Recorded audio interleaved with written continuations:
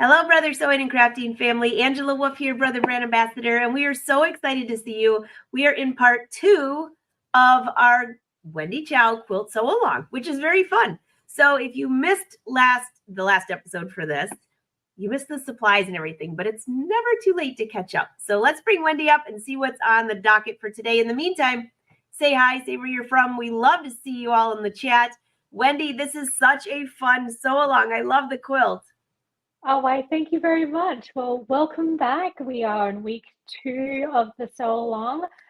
If you're joining us midway, it's all good. You can start at any point that you want to. So with this quilt along, we are making this wonderful quilt behind me. Actually, I'll move out the way so you can see it. So we're doing the Geometric Jewels sampler quilt, and it's a throw size quilt. I'll give you a closer look at the overall project. Right now, it's been kind of like semi-chopped off on this camera. There's so much that I can capture. But basically, it is a skill builder quilt project where we will be working on various quilting techniques, piecing techniques, from strip piecing to quick corner units, flying geese units, quarter square triangles, split quarter square triangles, to half square triangles. So lots of triangles going on. But yes, so it's a skill builder. It's for all skill levels. Really fun one. It's a 6-week quilt along where we will start from cutting and gathering and cutting the fabrics to piecing all those bits and pieces together to create this beautiful quilt top. And then we are then going to baste, quilt, bind, and then you have this wonderful project at the very end that you can enjoy. So it's a throw size quilt, as I previously mentioned. So it looks a little like this. So hopefully you can see this, not too much glare there. So this is the full project. And the final project measures at 63 inches by 72 inches. So that's how it looks like. And this color palette here, that's what I'm going to be making throughout this quilt along. And if you are interested in those specific colors at the pattern as well, I provided at the, I think it's on page 17 of the pattern, and then you can see different color inspirations as well as the colored fabrics that I used as well. So for example, whoops, this blue one here is the one behind me. So that's the example. So yeah. And I forgot to mention with the, if you missed out on episode 1, which was about preparing and cutting in your fabrics, you could rewatch that. Angela, remind me, where can we rewatch that episode? They can rewatch that on, well, first of all of this is hosted on Brother Sew's blog. So you can go to the blog. If you're on YouTube, click on the live shows and you can go back and you'll see the topics, part 1, part 2, and then on after this one. And you can also watch it on Brother Sew's Facebook page. And I also want to bring this up for you, Wendy. In case they missed that first one, they can sign up for a newsletter that will remind them when everything's happening too. Yes, that's right. And it will just be, you receive these weekly newsletters throughout the duration of the quilt along. And then that just kind of provides you with prompts, to make sure that you're staying on top of the tasks within those 6 weeks, but also provide you with links back to the episodes as well as the blog posts.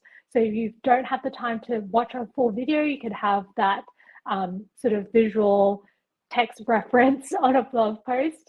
And there will be tips and tricks along the way that I might not have covered in the video. So just some additional stuff there.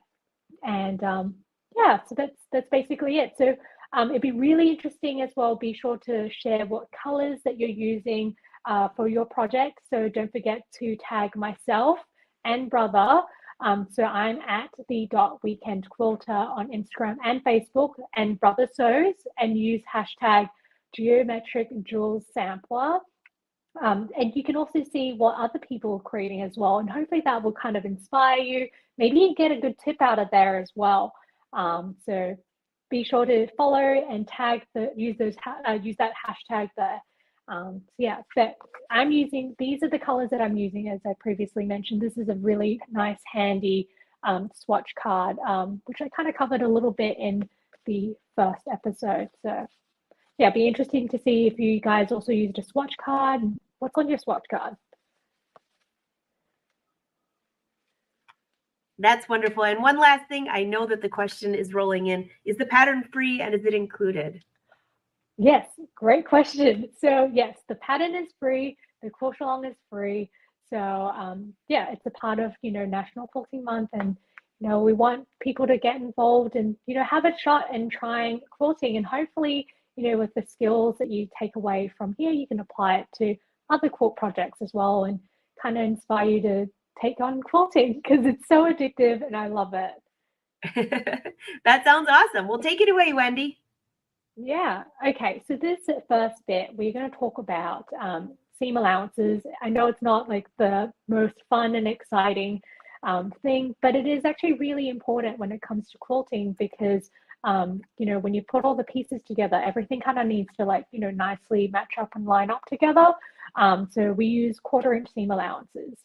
And the reason why it's a little bit smaller in comparison to garment making is because the reduced seam bulk. If you think about it, these pieces are fairly large, but if you're working on a project that has lots of little bits and pieces, you don't want to have too much seam bulk, which is why you've got that as well.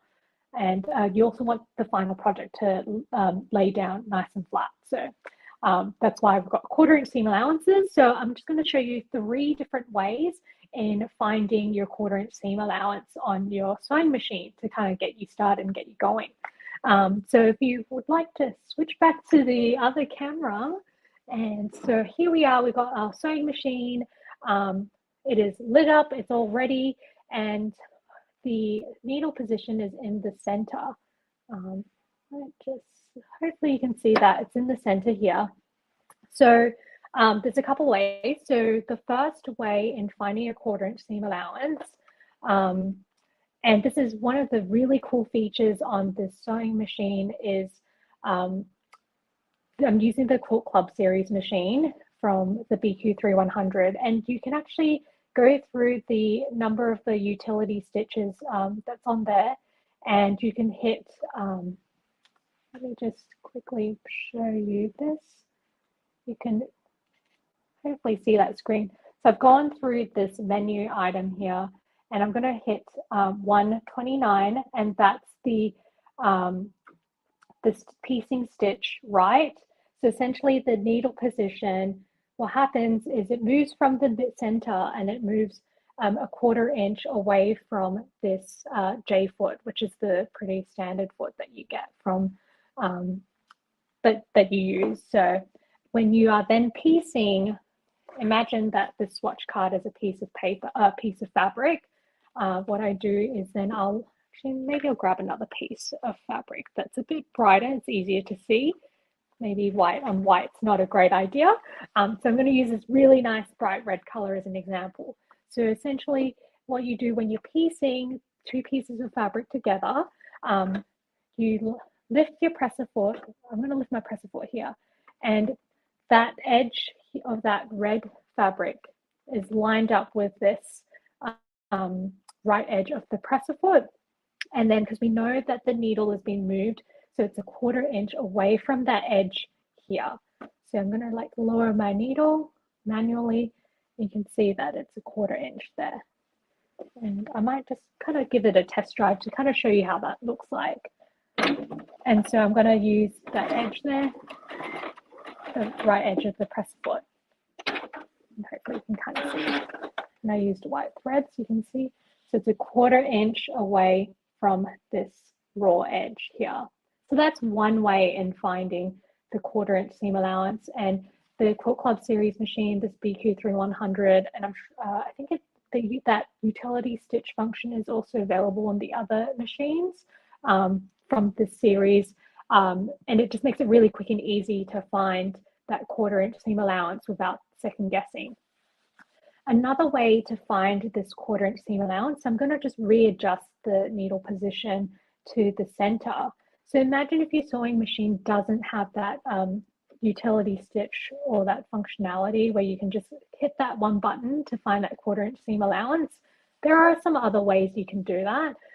So this second way, I'm going to actually use this tape here to hopefully make it easier for you to identify where that is.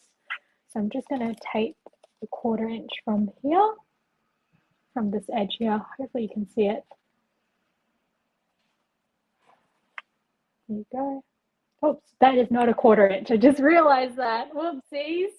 Okay, let me just get that 1/4 inch again. So I'm going to tape a 1/4 inch from here.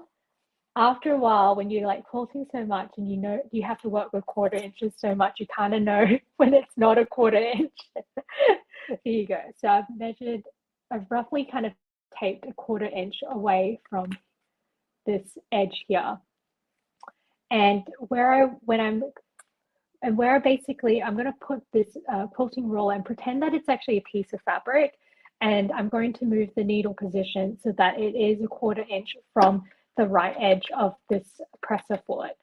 So I'm going to slide this underneath and carefully slide underneath, and I'm going to match this right edge of the quilting roller with the right edge of the presser foot, kind of similar to what we did before.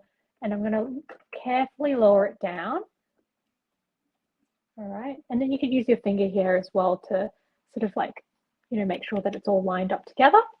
And then right now the needle is in the middle position, so it's slightly away from that 1/4 inch that we talked about. So I'm going to adjust the needle position to the right, so it's a 1/4 inch. Oops. Oh, nope. Hang on. Oh, here we go. Okay, and I'm just going to adjust it.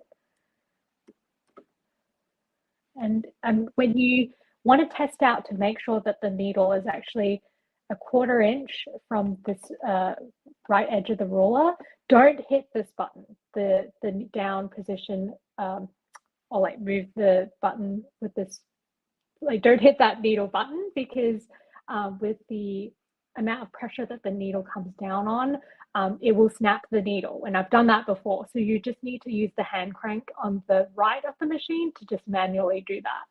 So I'm just going to carefully lower the needle. If you don't mind switching back, yep, cool. So I'm going to carefully lower the needle. And I see that I think it's kind of a little tricky to see, but you just basically want the needle to match up with where this tape is. So I'm just going to lift it up one more time. So I'm going to lift the needle up, and I'm going to move the needle just one notch to the right to get that 1/4 inch. So I'm pretty happy with that. And if you want to, you can test it out. So you can get this piece of fabric again. I'm just going to test it out on this. Put the needle down and then just sew away. And I'm just going to cut this. And if you'll grab this ruler and you can measure it and see that it's a 1/4 inch. So you can see that. And I'm just going to slide this up. That looks pretty good to me. So that's how you find another way in finding 1/4 inch seam allowance. So, and then once you have figured out, okay, that needle position is correct, you can, I'm just going to switch my camera here. Hopefully you can see it. But this is where I adjust the needle positions, the width. It might be a bit different from might be a bit different from sewing machine to sewing machine, but I adjusted it here, and I'm going to make a mental note going forward. Okay, so my 1/4 inch seam allowance is at 5.5 millimeters. So there you go. That's how I kind of figure out the 1/4 inch seam allowance. The third and final way in figuring it out, I'm just going to move this back in the middle position.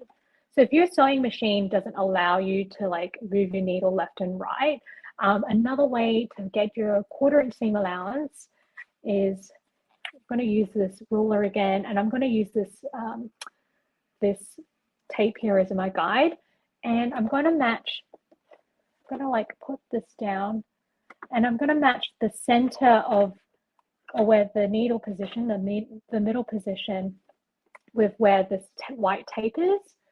And I'm just going to carefully lower it down, make sure that it is in place. I'm happy with that. And don't hit that button to lower your needle down. Use the hand crank on the side of the machine.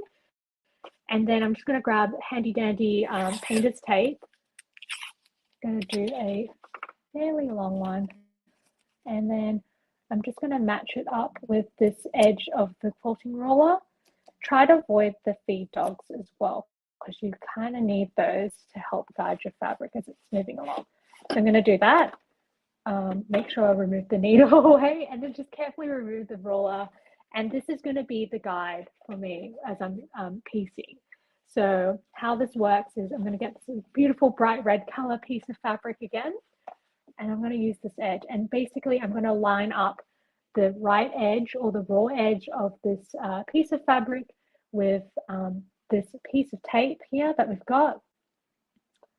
And then lower the presser foot. Just going to move it a little bit. And then I'm just going to start sewing. Right, I'm going to cut it, and then I'm just going to show you. So this is like my 1/4 inch seam allowance that I've sewn. And if you want to make sure that it's looking great and it's all good, you can grab this ruler again. Maybe I'll use another edge here.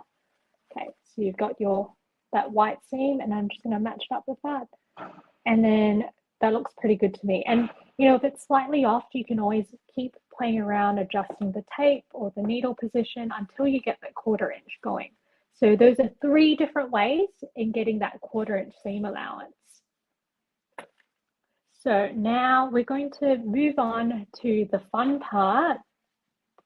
Now that we have found the 1/4 inch seam allowance, we talked a little bit about it, that fun technical bit.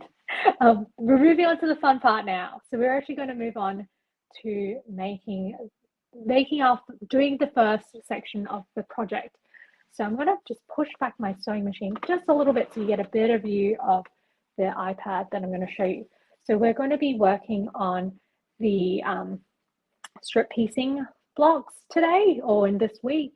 So this, at the very beginning of the first paragraph, we talk about scant seam allowances. So basically, scant seam allowance is we're just going to adjust the needle position just slightly a bit more to the right, like maybe kind of like as thin as a piece of thread. And basically, by adjusting the scant seam allowance, it takes in consideration the fabric loss after the seams are pressed open or to the dark side. So to do that, so I'm going to quickly show you that. Sorry, I forgot to talk about that. So I'm just going to move the sewing machine back here. So hypothetically, we have, I'm just going to show you the screen on the sewing machine as well. Hopefully you can see that. Okay, so I'm just going to pick the piecing stitch right on my sewing machine. And we talked about it earlier with the second method that we know that it's 5.5 millimeters width.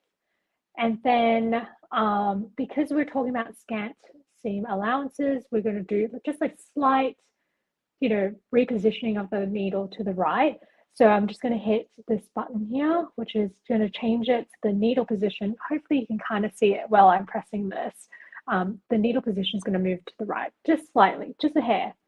So probably you didn't really see it, but it really did move. You probably heard it just then.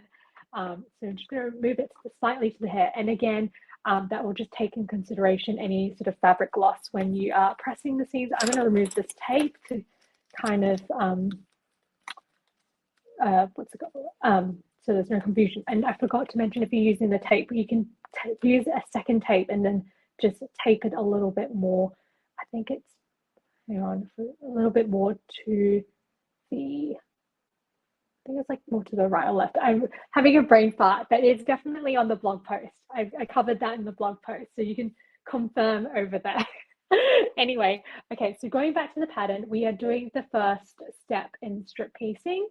So we're going to sew a bunch of strips, which then saves a lot of time, because once you've sewed those strips together, you can then cut them up into sort of rectangles, which then basically you have all these units sewn up together very quickly. So I am going to demonstrate step 1, and then I'm going to fast forward to step 4 and 5. So let's get going with that. I've adjusted my seam allowance to the scant 1/4 inch seam allowance.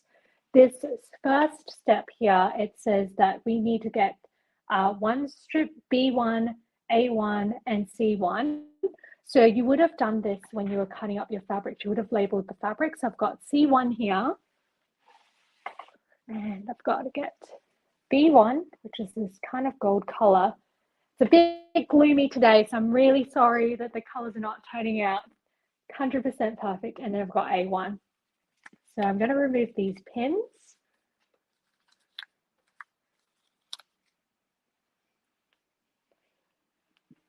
All right, so I'm going to sew, looking at this, it tells me to sew strip B1, which is the gold, to A1. So I'm going to just do those two first. And I'm going to put these together. Okay. So I just want you to make a note of it. I'm just going to do selvage to selvage, right sides, using these selvages as my guide. So I'm just going to do these right sides together. It's a little bit tricky to see right sides together when you're working with solid fabrics, but I'm just going to use the selvages as my guide. So I'm going to put right sides together, and you can pin this along, but I'm going to be brave and not pin it. So anyway, I'm going to just move my camera just a little bit closer so you can see. Okay, so I'm going to put these two pieces together, and got my scant thing, so I'm going to lower my presser foot and then lower my needle. And when you're piecing as well, you don't need to worry about reverse stitch, which is a little bit different to garment making. So I'm just going to sew away. So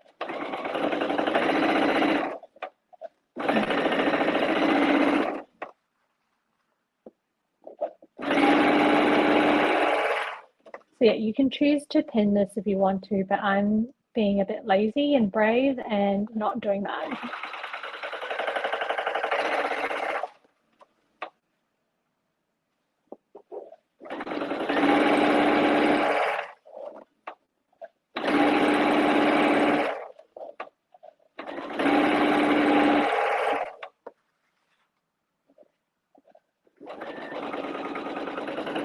So Angela, what sort of colors would you choose for this if you're participating in this quilt along? You know, Wendy, the one you have hanging actually has all of my favorite colors. So I would have to go. Yeah, it's gorgeous. Yeah. I picture those colors because there are the brother colors. So almost oh, there you colors. Go. I had to put a little bit of like feminine touch with the purple in there. Just like a little bit different, something to make it pop. All right, we're almost there.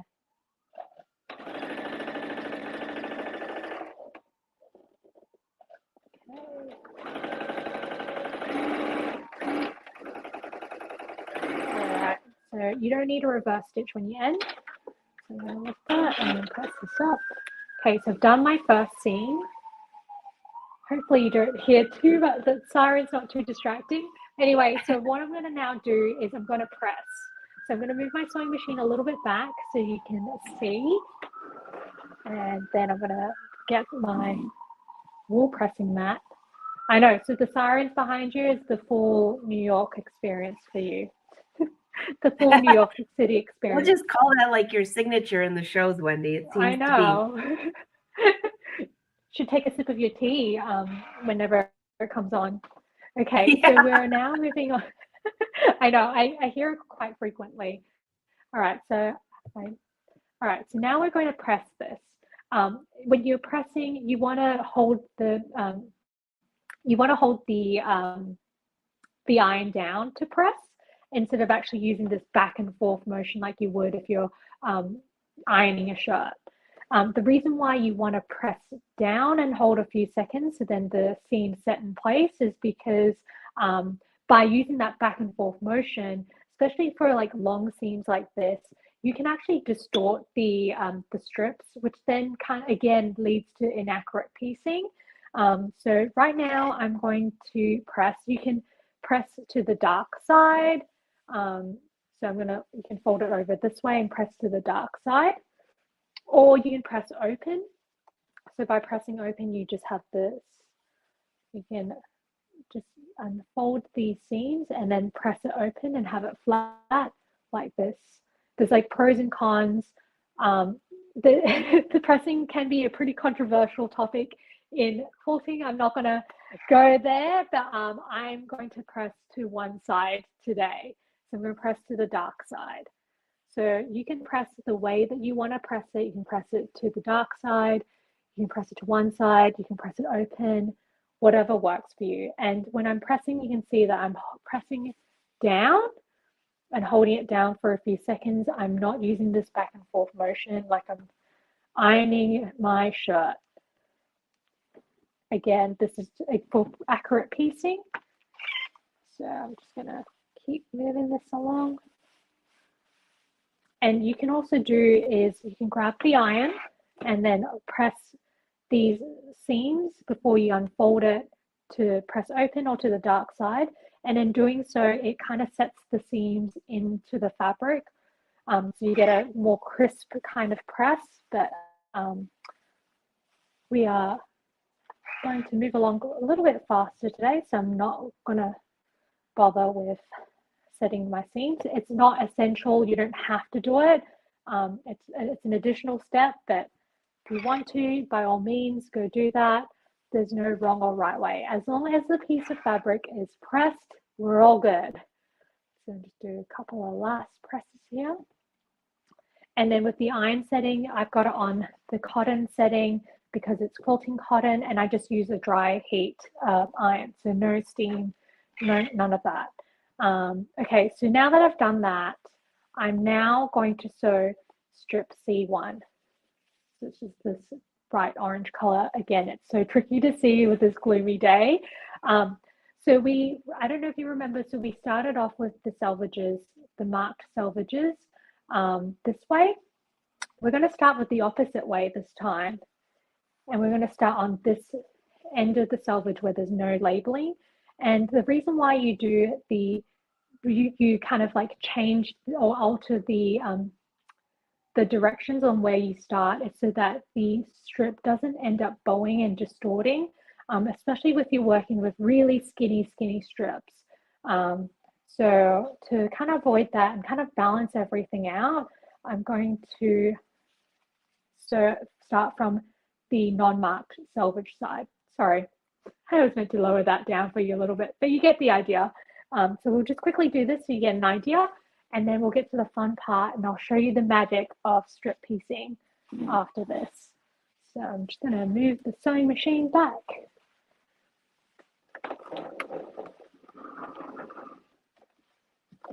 Again, we're going to use scant 1/4 inch seam allowance.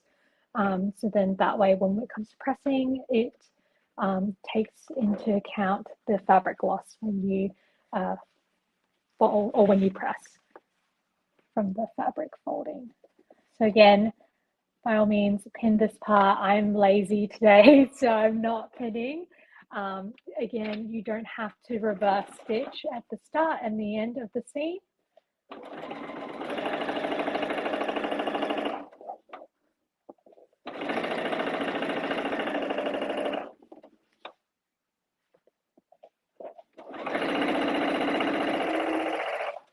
So see how I've got I'm using the right edge of this presser foot and I'm lining it together with the right edge of this raw edge here to get my seam allowance.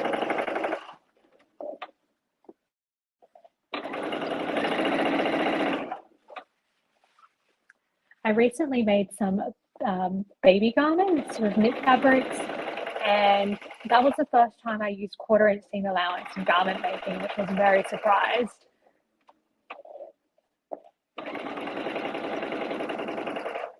So I always thought that 1/4 inch seam allowances are only for quilting, so I was very surprised by that.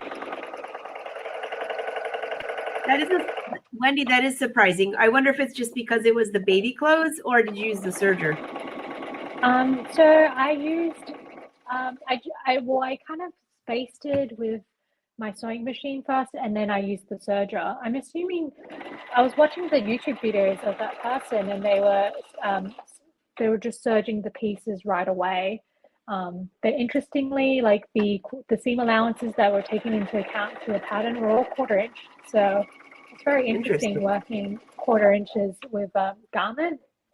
Never done it before, but I don't mind it. I was not a stranger to 1/4 inch seam allowances. And it was quite nice because I can then just use that piecing stitch right function on my sewing machine, my quilt club machine, to find that 1/4 inch, and it was just so quick.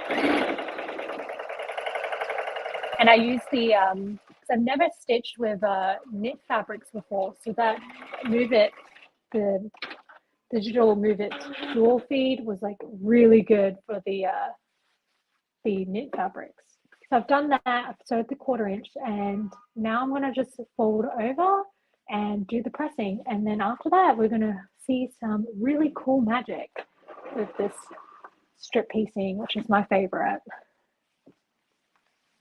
In the comments, tell me if you have a particular quilting technique, piecing technique that you like. Tell me in the comments. I'd like to hear about it. Strip piecing is up there for me. One of my favorites. All right, I'm just going to quickly press. So again, hold it down a few seconds at a time. Don't go the back and forth motion. We're not ironing a shirt today. No shirt. We're not doing the ironing today. We're pressing. All right, we're almost there.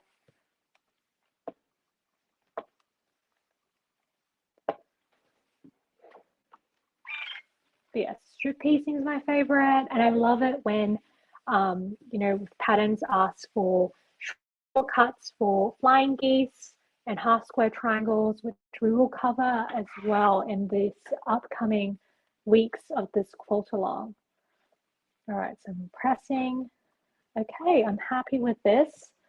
And now that we've done that, we're going to see the magic behind strip piecing. So I'm going to like quickly readjust my camera so you kind of have like an overhead shot of what's going on. So quickly turn that off. All right, while she's moving that around, I can see you, Wendy. Just give me thumbs up when you're ready. So sure. Don't forget to leave some comments about what color fabric you're using, because we always love to see that. I know her table looks great.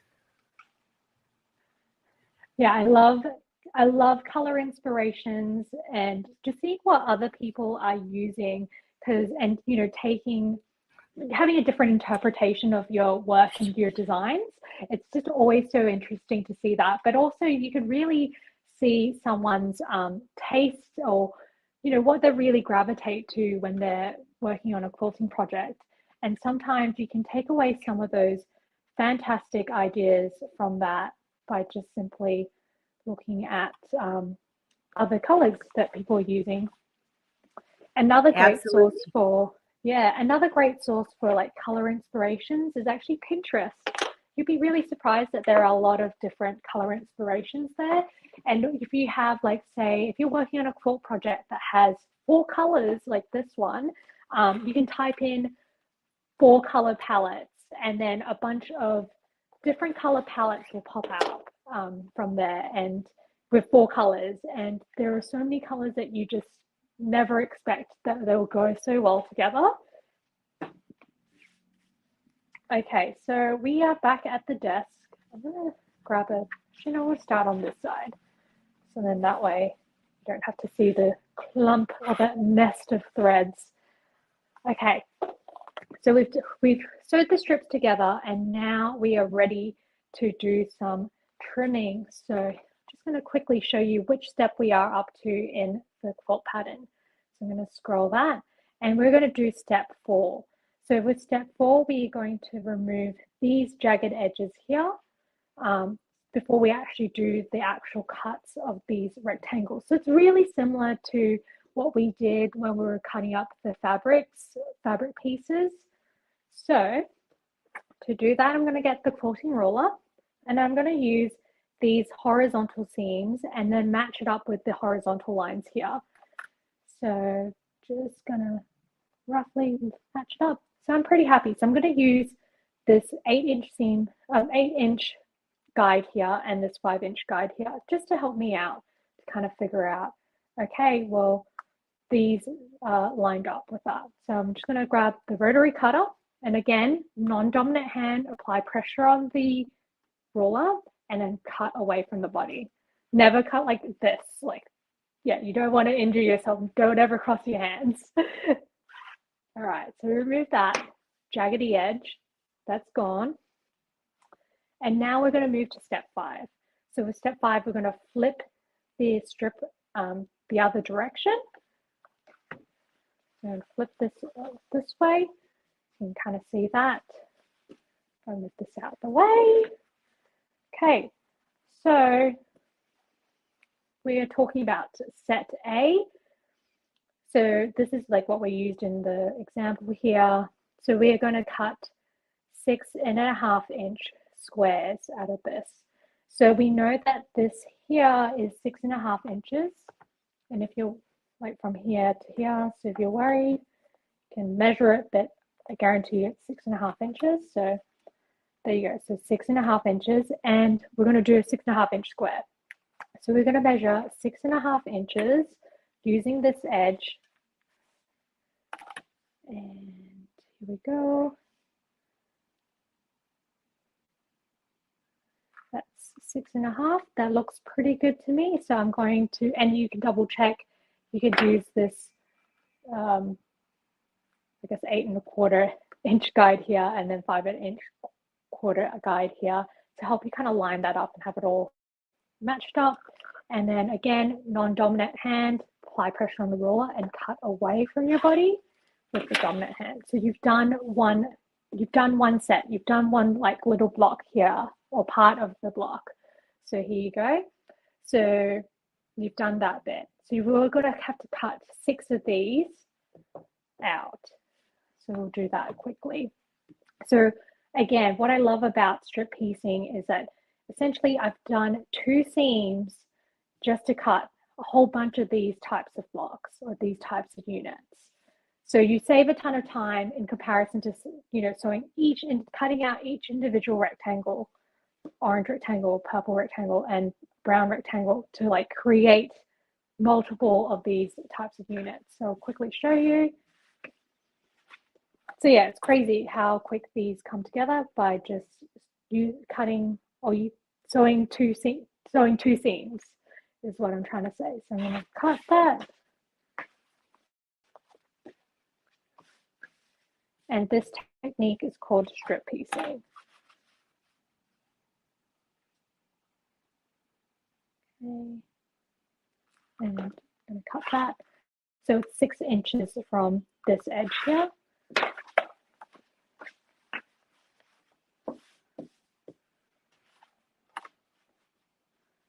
So 6 inches, and then I use the horizontal lines.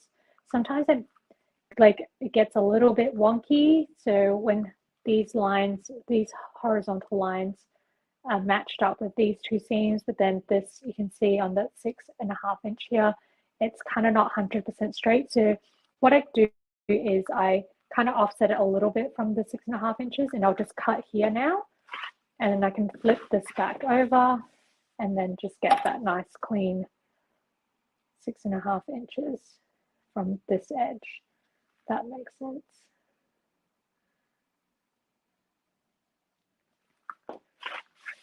Cool, so I've got 4, and I'm just going to make 2 more cuts. And then we have done these 6 set A units, which will then become part of the strip piecing blocks. So lower that a little bit so you can kind of see what's happening there.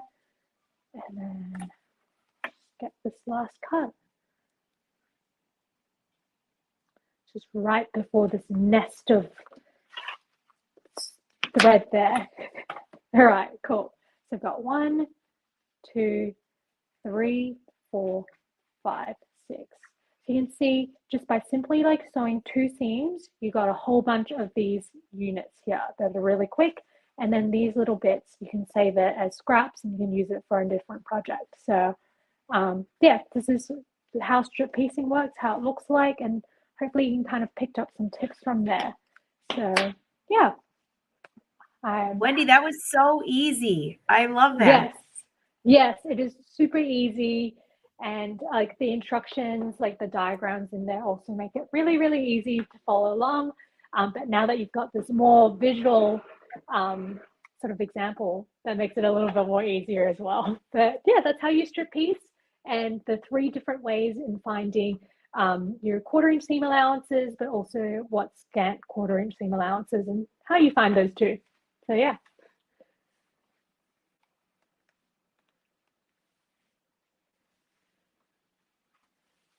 Oh, wait, hang on. Sorry. I muted myself. No. Oh, okay, well, I thought it was me because I was like, oh no, and I saw a notification on my phone that I was going to die soon. So I had like 20% left. So I was like, I thought that had died, but we're all good.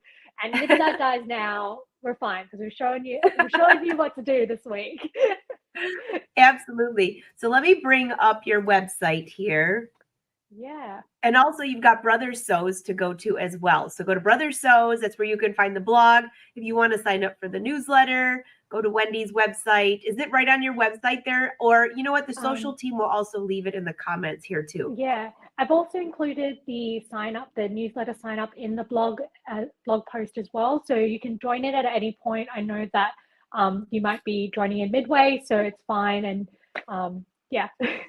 And I believe also on my website there is just a link or like a blog post where it provides you with all the blog posts, like all the direct links to the blog posts. You're not going to see all the live links just yet because we're not for the later weeks because we're not up to that yet. So I'll update as we go. So yeah.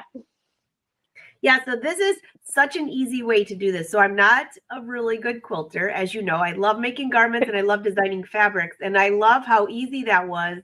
Everything's straight. You're right. Instead of going from one to the other, that would take forever. That was super simple.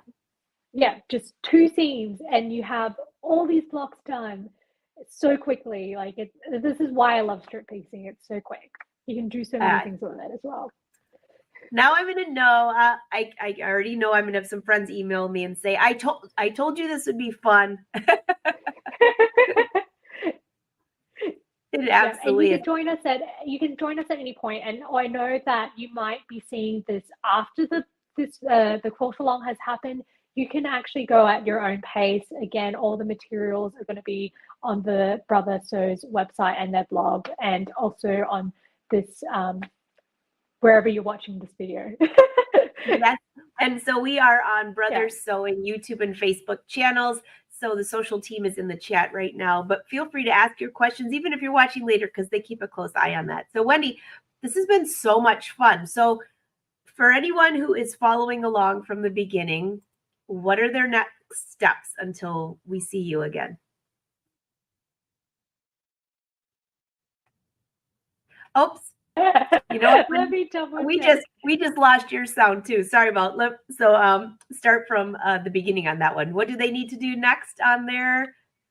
Okay, yep. So once we have done the strip piecing blocks, we are going to combine 2 of the sections together. We're going to be working on half square triangles as well as split 1/4 square triangles and hang on. There's so many triangles. And so half square triangles, 1/4 square triangles, and split 1/4 square triangles. And the reason why, I know it's crazy, love the triangles. We're doing the next time we see each other, we're going to focus on the triangles.